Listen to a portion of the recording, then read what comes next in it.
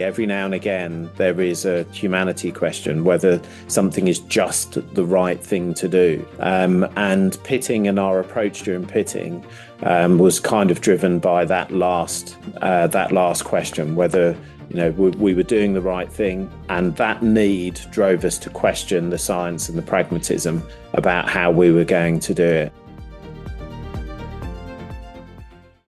Welcome to the Veterans in Politics podcast. I'm your host, Army veteran Jonny Ball, and I've served on the front line of military operations. I've also served on a very different front line of UK politics.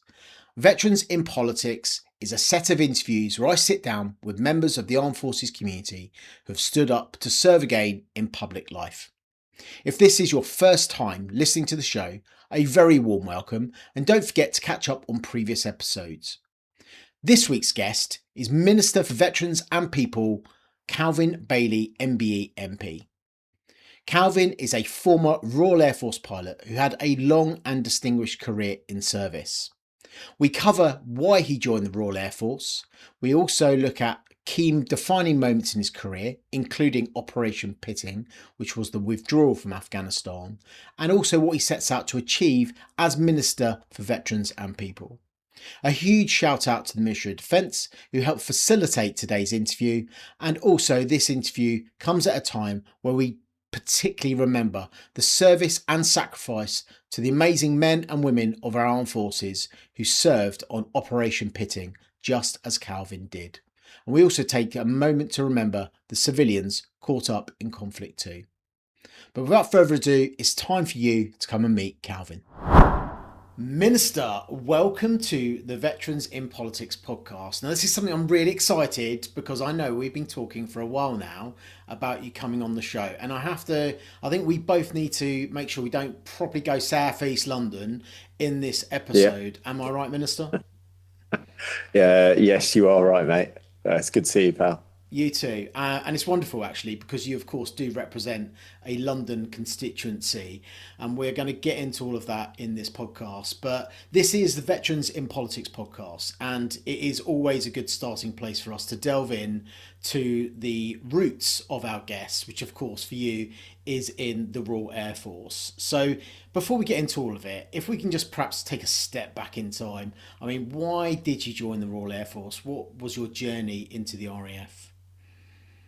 Well, so I was born in Zambia, but raised in southeast London. And if you'll recall, and we were just talking about some of our what we would colloquially call them in London, our aunts and uncles, the people that raised us that were in the gaps, Auntie Mabel or Uncle Tom, who were friends of our parents, great aunts and the likes. And it was the stories from those people of their life during the Blitz and the war, and how they all came together to fight a common enemy and did so in a shared way. And I think that's really visceral for the people of East London, both North and South. The communities that used to contribute to our national security. And we've still got those symbols in the community. So the hammers with the crossed hammers, because they used to make things, and from Woolwich, from south of the river, even though they moved north, the guns of the Royal Artillery. And so those stories and the desire to kind of do something and be part of something similar was what made me want to serve, actually. What made me want to join the Air Force was I remember being taken to the Biggin Hill Air Show, and as an young air cadet, and wanting and thinking, actually, that's the way I want to do this. There was a moment when I thought about joining the parachute regiment, and still very close to my heart, and But it was those things and those moments that made me want to serve, and probably most notably the fly past at the 50th anniversary of the VE Day, and being on the Mall and watching the aircraft come over and thinking, yeah, that's how I want to serve. Yeah, instead of getting thrown out of an aircraft, you just used to fly them instead. But I think you're right. Those communities in London, those working class communities, are so intrinsically linked to the armed forces. And you mentioned football. It'd be remiss of me not to mention Millwall on behalf of my dad and my Exactly. family. Though we cater for all football teams on this show, of course. But actually, in all seriousness, the football communities today do so much enormous work for the armed forces community. Whether you look at Remembrance, Armed Forces Week, they are so intrinsic to our community and great vehicles to celebrate the armed forces in our communities. And I'm really glad you mentioned that. But of course, your career, distinguished long RAF career, didn't actually end that long ago. And it would be remiss of us as we approach the 5 year anniversary of Op Pitting in the coming week, not for us to think about that. Now, indeed, there's been whole books already written on the escape from Kabul. There's been documentaries made, of which you've participated in too, and we could dedicate a whole podcast to Op Pitting. And as the co-founder of the Afghan veterans community in my little other role I that I think you do, should.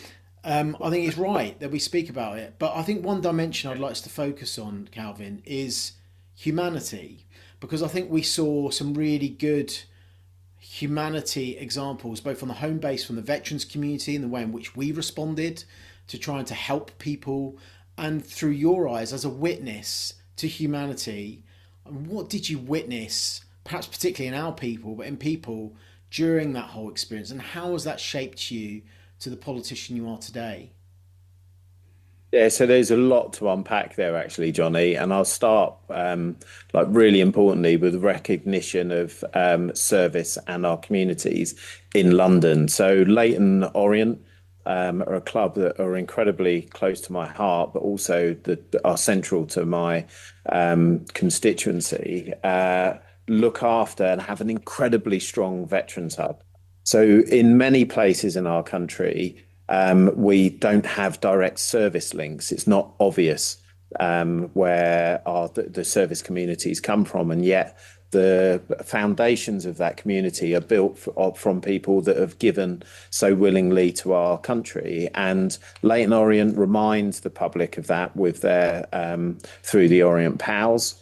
Who gave in the First World War, and in their support of the veteran community to the day. And so we've got to be very grateful for those clubs that did directly, such as Leyton Orient, but also tangentially, like Millwall, whose former forebears gave so willingly in the docks of London, which supported and sustained our nation during that period. In terms of pitting and my story and the Afghan story, you and I will know that there was an endeavour that went along, for 20 years prior to op pitting, and you and I see pitting as the kind of the end of something rather than a story in and of itself. I think what made me and you've really stolen the words out of my mouth. The thing that we were all so proud of, and I remain so proud of, with our service people, is that we sometimes we see the hard face of the military, people bearing arms, so to speak, on behalf of our nation, and yet it's when we're asked to do the difficult things, to go and support humanitarian problems, when we are asked to step in for the civilian power, when you really see the core of our humans come out publicly. The word that I've taken from pitting, and it's always been in my decision making logic: science, pragmatism, humanity. That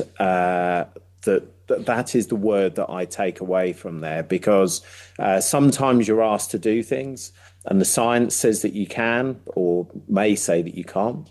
But your pragmatic approach to it may say, well, like, but really we need to. But then overwhelmingly, every now and again, there is a humanity question, whether something is just the right thing to do. And pitting and our approach during pitting was kind of driven by that last question, whether we were doing the right thing, and that need drove us to question the science and the pragmatism about how we were going to do it. And I will forever remember people, and you will hear these stories of our good friends choosing to change and alter rules so that we could get people out of harm's way or deliver the mission that our nation had asked us to do on the basis of a human decision. Well, well, thank you. Thank you for what you did, first and foremost. I don't think I've ever said that to you, but thank you. Because you're right, we saw the best of our people in the worst of circumstances. And it was really emotional and humbling. But we can also be proud of our people at the same time in what was a difficult circumstances. And if you are not pitting veteran and you are listening to this, thank you for what you did. And all of those veterans and civilian communities back here in the UK that tried to do the right thing. And that's all we can ever ask of our people. And they did. So thank you for that. And it must have been a bit of a spark, I guess, on this journey into politics, because it doesn't come necessarily. I'm imagining you weren't dreaming of being a member of parliament back in South East London. That, like me, growing up in my summers in Forest Hill, my grandparents and my dad's really sharing those values, those working class values. It seemed something so completely out of reach for kids like us. But you're the minister now for veterans and people in government. I mean, was there a spark where you decided to stand up and serve again in public life? Yeah, so there was a real tipping point in pitting, and it's funny. Someone just brought up a video of me with my helmet under the wing of an aircraft with its engines running, where I was reflecting. So August is another. There's another big landmark for me, which was the start of Op Shader. So I was responsible for the airdrops that started Op Shader. It was on the 9th of August. So this morning I proudly walked in with my day one Op Shader shirt on. And there's many other events that happened in and around August, because that's when everyone is off, and the seas are warm, and trouble brews. And that's when you expect people to make sacrifices to come in and go to work. That's when the military comes to life. And in all of those circumstances, for me in the Philippines, which wasn't August, that was slightly later, but it's hurricane season.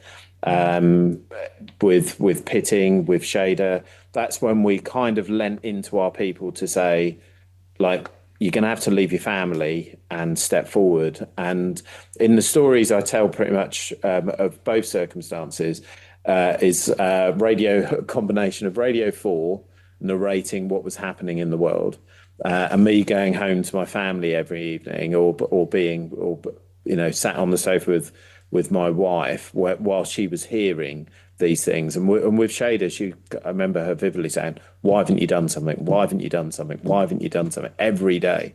And the same with pitting. When are you going? When are you going? And both times we had to cancel leave. We cancelled our family holidays. But I also did, when I was in here in the Ministry of Defence, we had to cancel holidays and leave. And they're the sacrifices that service people make willingly and routinely. And one of the things that I found really distressing with pitting was the Foreign Secretary didn't extend the same pleasure to us, and I found that really upsetting. Yeah, and so under the wing of the aircraft at the time, I remember thinking, right, well, if you're going to change these things, you're going to have to do something about it. And that was a very galvanizing moment. And the videos that I didn't post were me making expressly clear why and how I think we should lead. And so that's why I'm here. That's why I think it's a very great privilege to make sure that I lay the foundations to get as many people in from our backgrounds and backgrounds that are similar to ours, as we open the doors as wide as we can. We make sure that everyone can have as wonderful a service journey as they possibly can, that they can benefit from it in the way that we have both done. And then they elegantly exit and they enjoy their life, a fulfilling life with their past service recognised. So maybe not for me until I retire from this job, but I certainly hope that I can, make it an easier journey and journey for those people that have followed a similar path. So there was a spark, as there is with most people, which $100%. I kind of guessed there might be. I was just teasing out of you, definitely. To Yeah. hear it from you is a privilege, and like you allude to, our generation have now come home, and there are now people serving. The veterans of tomorrow are serving today, day in, day out, so we can live in freedom, have these conversations right now. They are the future veterans. And as veterans go back to their communities, as they so do, how are you seeing veterans show up in communities? What are the kind of things they're doing? And perhaps the opportunity that exists with Op Valor. Now we're seeing a more community-centric approach to veterans engagement. How you find it as you're getting out and about in the early phase of this role, how they're showing up in communities? What are you finding? Well, Johnny, it's important for me to, and I know I've said this because I've said it at meetings, but thank you to you for what you do and for the likes of people similarly placed that are helping our veteran communities to see each other, even though we're not dressed in the way that we were in the past, and to recognise what we do and just how special as a cohort of people we were. It's not normal to give up all of the things that we gave up to do what we did in a way that was unseen. And I think, it's really important to recognise, that as veterans that we have so much to offer. I always challenge those people that say, "Well, I was just," because when you and the bizarreness of hearing it. I was on a ship the other day. I was on a ship. It's a pretty special ship. It's the Queen Elizabeth, and someone said, "Well, I was just a medic," and I was like, "Just a medic? My goodness! Like that isn't well. That was I was a medic."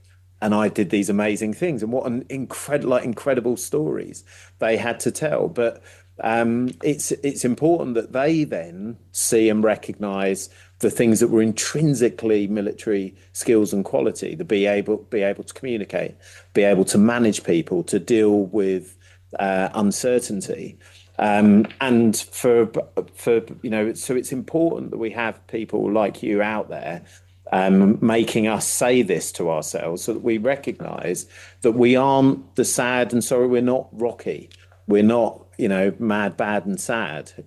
And I think it's quite important that we address that challenge, and that's why I think it's amazing that clubs and organisations that are out in society, like Leyton Orient, can help with this great endeavour that we've got, which is Op Valor. It's a significant amount of funding that the government has put in, 50 million. Today we'll be announcing some of the next phase, or one of the next phases of Op Valor, and how we're continuing to work out what that network of hubs looks like.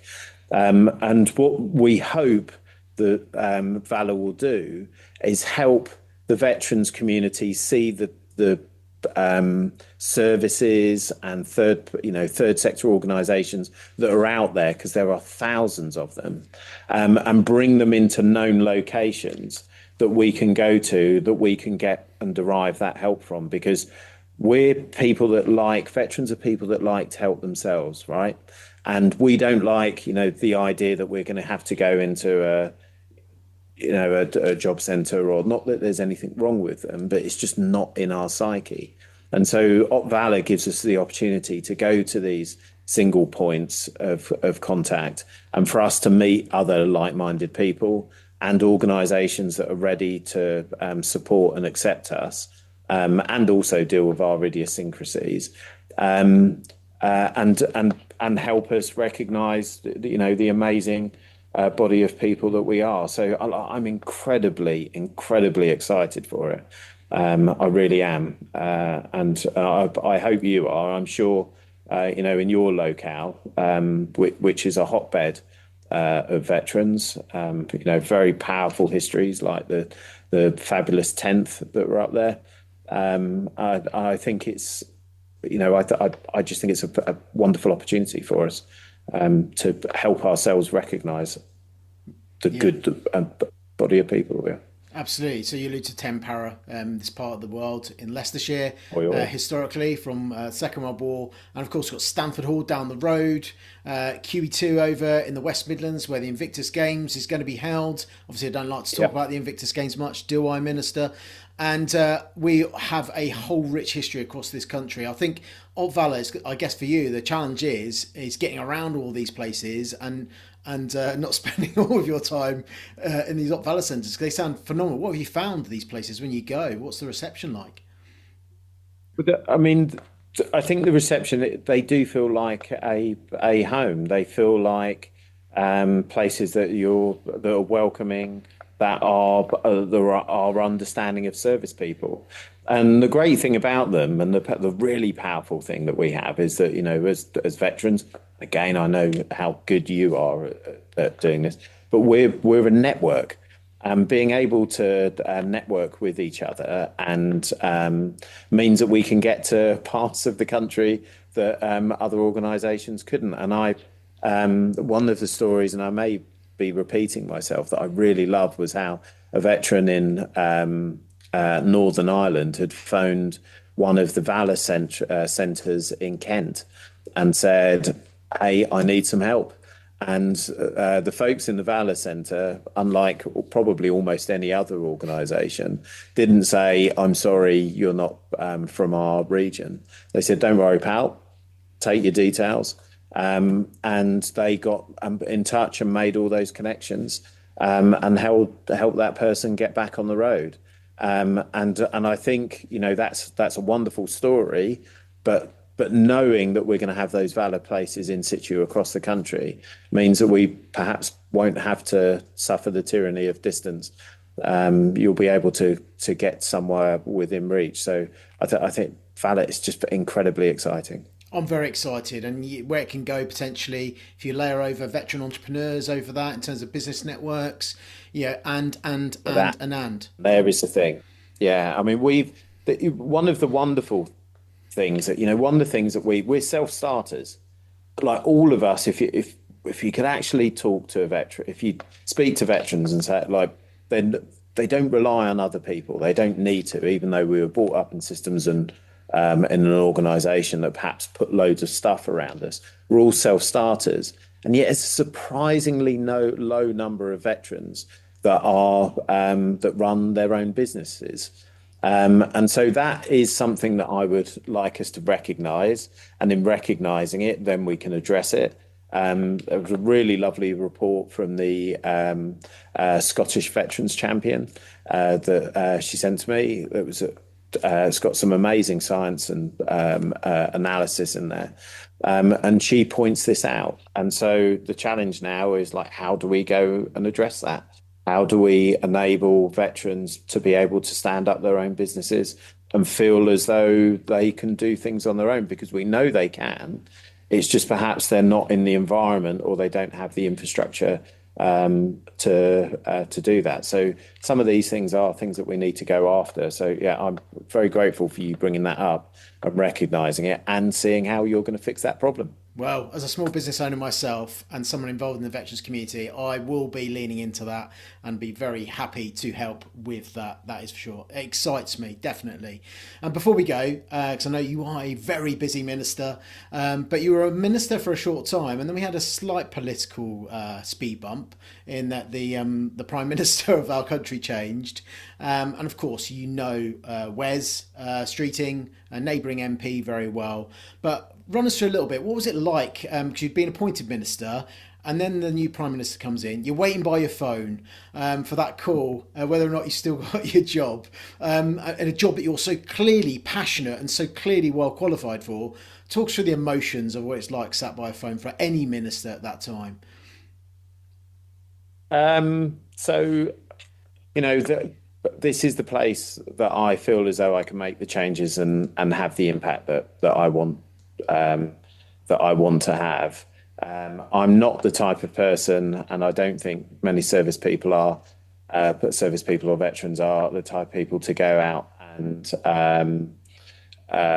to sell themselves and say, look, this is where I need to be. So I didn't do that. I hope that how I act and how I perform is a good enough job application, and that's what I wanted it to be. So I didn't wait by my phone. I got on with doing my job within the constituency, because there's a multiplicity of things that we have to do as parliamentarians. And when I was offered the job, I was sad to see Dan go, but I'm very excited to see Wes here. He's a transformer.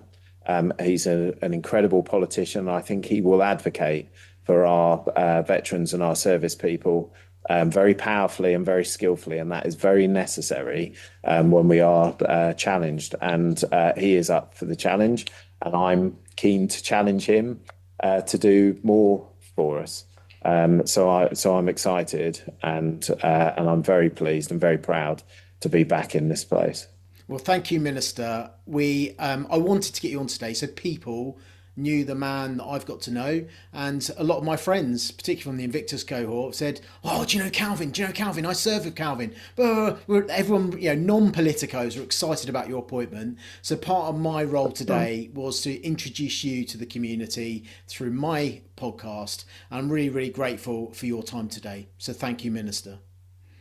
Mate, thank you very much. And again, thank you for what you do as well, because your contribution, especially looking after our Afghan cohort, which I'm very proud to be part of, is so very important. So from us all to you, mate, thank you. Thank you.